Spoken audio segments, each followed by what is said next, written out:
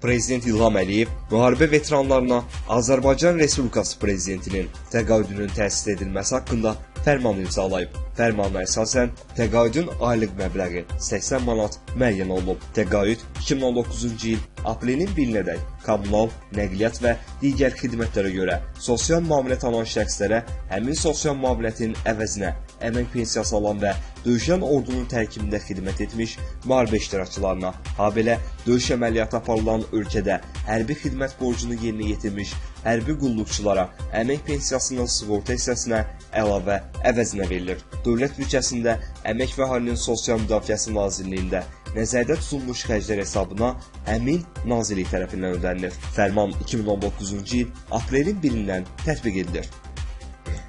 Prezident İlham Əliyev sosial müavinətlərin məbləğinin artırılması haqqında Azərbaycan Respublikası Prezidentinin 2013-cü il 29 avqust tarixli 973 nömrəli fərmanında dəyişiklik edilməsi barədə fərman imzalayıb. Fərmana əsasən sosial müavinətlərin məbləğinin artırılması haqqında Prezidentin 2013-cü il 29 avqust tarixli 973 nömrəli fərmanında dəyişikliklər edilib. 1.1.1-ci yarım bəndində 73 rəqəmləri 130 rəqəmləri ilə əvəz edilsin. Birinci dərəcə əlilliyi olan şəxslərə 150 manat, ikinci dərəcə əlilliyi olan şəxslərə 130 manat, üçüncü dərəcə əlilliyi olan şəxslərə 110 manat.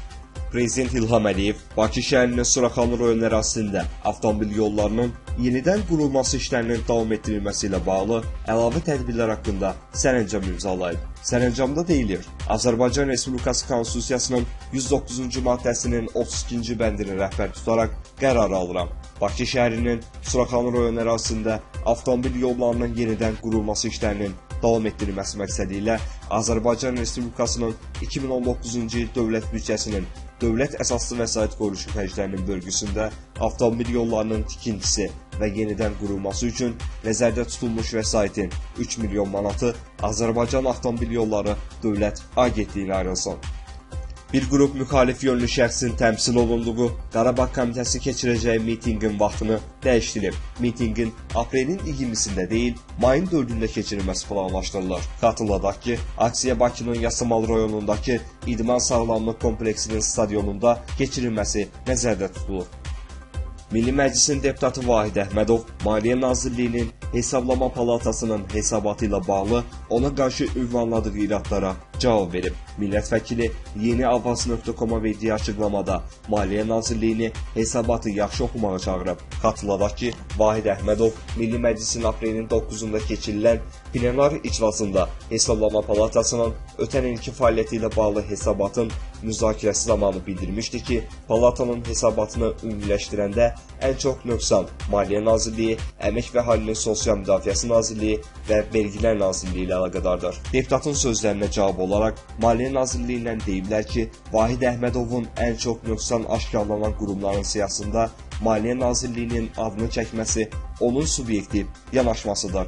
Palatanın 197 səhifədən ibarət olan 2018-ci il üzrə hesabatı ilə istənilən şəxslə tanış ola bilər və burada deputatın iddia etdiyi kimi Maliyyə Nazirliyində nöqsanların aşkarlanması ilə bağlı bir cümlə də yoxdur. Ona görə də deputat Vahid Əhmədovun bu mövqeyinə və düşüncələrinə, onun hansı faktlara və məntiqə söykəndiyinə şərh verməyi artıq hesab edirik. Vahid Əhmədov sayt açıqlamasında Hesablama Palatasının qeydində dövlət zəmanəti ilə verilən kreditlərin vaxtında qaytarılmaması və bununla əlaqədar müəyyən iradlar yer alıb. Hələ birini deyirəm, orada başqa iradlar da var. Hesablama Palatasının rəyini göstərsən, ağız açıq qalar. Hələ biz ikisini, üçünü deyirik. Yaxşı olardı ki, Maliyyə Nazirliyində Hesablama Palatasının hesabatını yaxşı oxusunlar. Palatanın qaldırdığı nöqsanlar vaxtında aradan qaldırsınlar.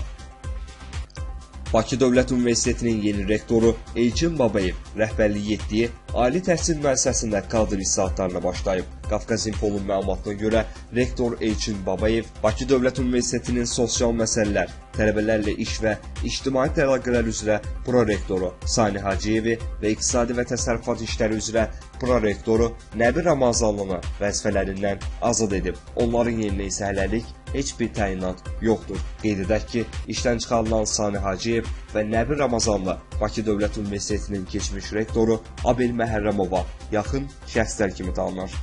Qubanın Zərdabi qəsəbəsində naməlum şəxslər Etibar Mehbaliyevə məxsus bağda 200-dən çox meyvə ağacını kəsərək tələf ediblər. Qafqaz İnfonun məlumatına görə hadisə aprelin 11-dən 12-sinə keçən gecə baş verib. Axşam bağda işləyib evə gedən təsərrüfatçı səhər qaydanda ağaclarının kökündən kəsilərək məhv edildiyinin şahidi olub. Bağ sahibi kəsilən 211 ədəd şaxtalı ağacının əksəriyyətinin 3-4 illik olduğunu bildirib. Faktla bağlı Quba rayon polis şöbəsinə müraciət olunub.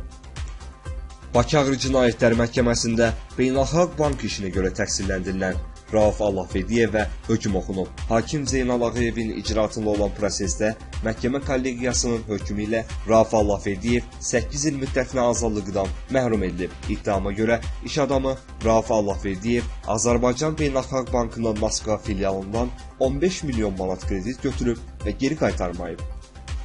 Azərbaycan Beynəlxalq Universitetinin sabiq rektoru Elşad Abdullayevin erməni ilə ailə quran qızı Aynur Abdullayeva sosial media hesabında qalmaqallı video paylaşıb. O, erməni və Azərbaycan dilində oxunan mahnıların sədaları altında rəqs edənlərin görüntülərini paylaşıb. Videonun qeyd bölməsinə isə baxın, öyrənin, insanlar sülh və dostluq içində necə yaşayıb. Bunu milliyyətçilik edənlər üçün paylaşıram sözlərini yazıb.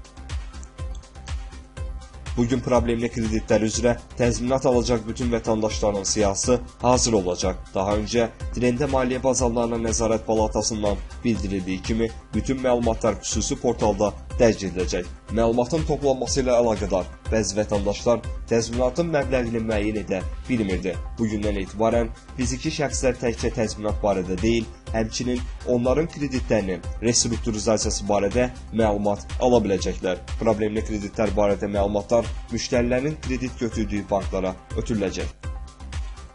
162 saylı məktəbin şagirdi Elina Hacıyevanın intiharı ilə bağlı Səbail rayon icra hakimiyyəti başçısının müavini Xalidə Bayramova Bakı şəhər prokurorluğunda ifadə verməsi ilə bağlı xəbərə münasibət bildirib. Sözügedən məsələ ilə bağlı unikal.org açıqlama verən Səbail rayon icra hakimiyyətinin başçısının müavini Xalidə Bayramova Bakı şəhər prokurorluğuna getməsini təsdiqləyib. Bəli, prokurorluğa getmişəm. Bəzi sənədlər tələb olunurdu. Həmin sənədləri təqdim etmək üçün prokurorluğa getmişəm. Onu da qeyd edim ki, sosial şəbəkələrdə yayılan videonu mən çəkməmişəm. Bu barədə prokurorluqda istintaq bitəndən sonra ictimaiyyətə daha geniş açıqlama verəcəm. Qeyd edək ki, əməkdar artist Röya Ayxan 162 saylı məktəbdə intihar edən Elina Hacıyeva ilə bağlı paylaşım edib. Müğənni Instagram səhifəsində məktəblinin intihardan sonraki videosunu yayıb. Röya qeyd edib ki, Elina Hacıyeva ilə söhbət edən xanım Səbail rayon icra hakimiyyəti başçısının birinci müavini